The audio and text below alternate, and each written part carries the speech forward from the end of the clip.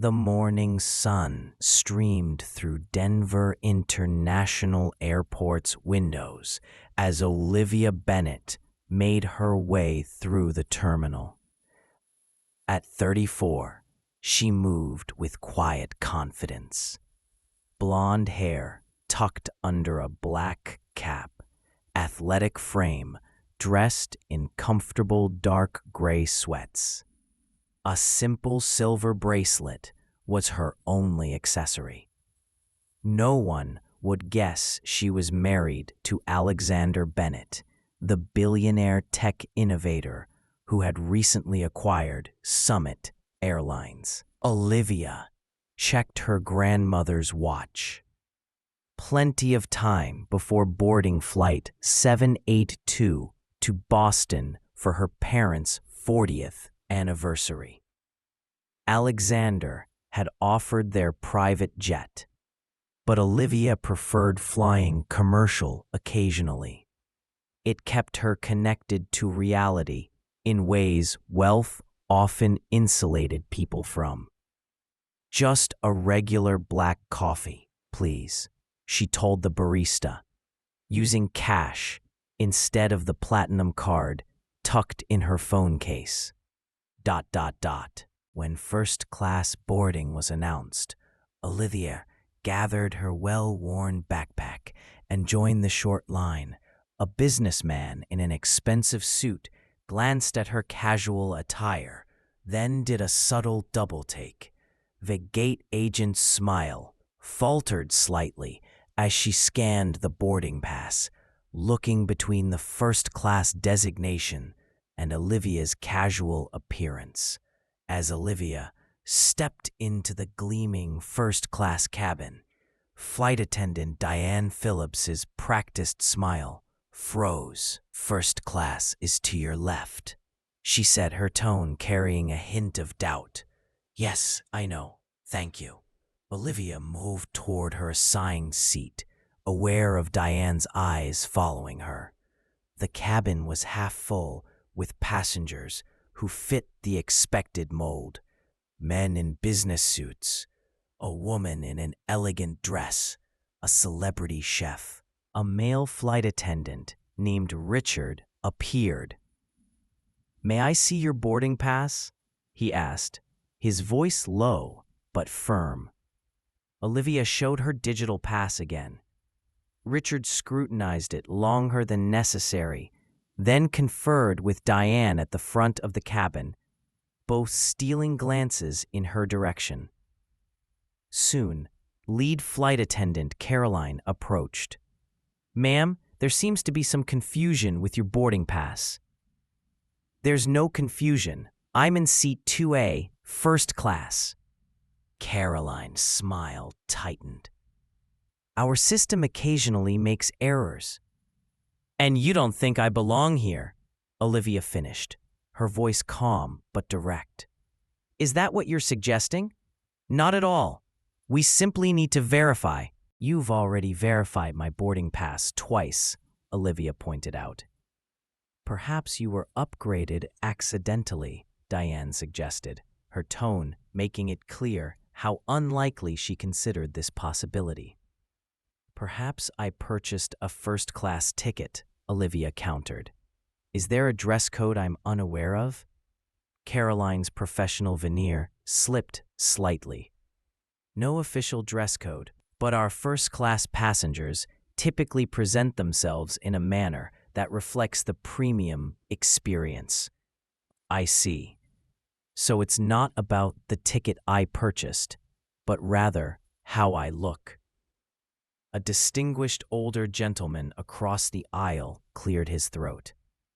"I've flown in sweatpants in first class many times. No one's ever questioned my right to be here." The confrontation escalated until Caroline delivered an ultimatum. "Either show identification or we'll need to move you to economy class." Olivia could have ended this instantly by revealing her husband owned the airline. But that wasn't how she navigated the world. She had never used Alexander's name for special treatment. "Fine," she said finally. "I'll move. But I want your names and employee numbers."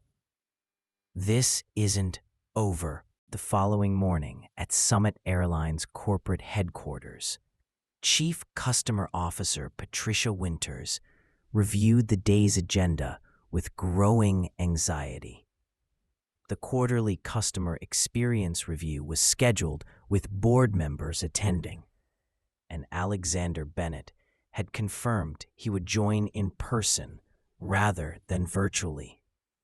"Make sure Caroline Reynolds and her first-class cabin crew are here," Patricia instructed her assistant. "They've maintained the highest customer satisfaction scores." Across town, Alexander adjusted his tie. "Are you sure you don't want me to say something directly to the flight attendants?"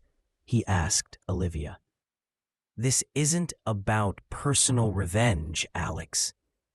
It's about changing a culture," she replied, straightening his already perfect tie.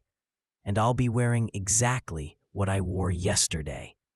At Summit Airlines headquarters, the executive conference room filled with board members and key staff. Caroline, Richard, and Diane sat near the back, surprised by the invitation, but assuming it related to their high-performance metrics. Alexander Bennett entered, and Patricia began her presentation, highlighting the first-class service's 92% satisfaction rating. "I've asked Caroline Reynolds to share some insights about their approach to premium customer service." Caroline stood confidently. "At Summit Airlines, we believe the first-class experience begins the moment our passengers step on board. We're trained to recognize and accommodate the needs of our premium travelers who expect and deserve a certain level of—" Her words faltered as the door opened. There stood the woman in dark gray sweats from yesterday's flight. Alexander rose.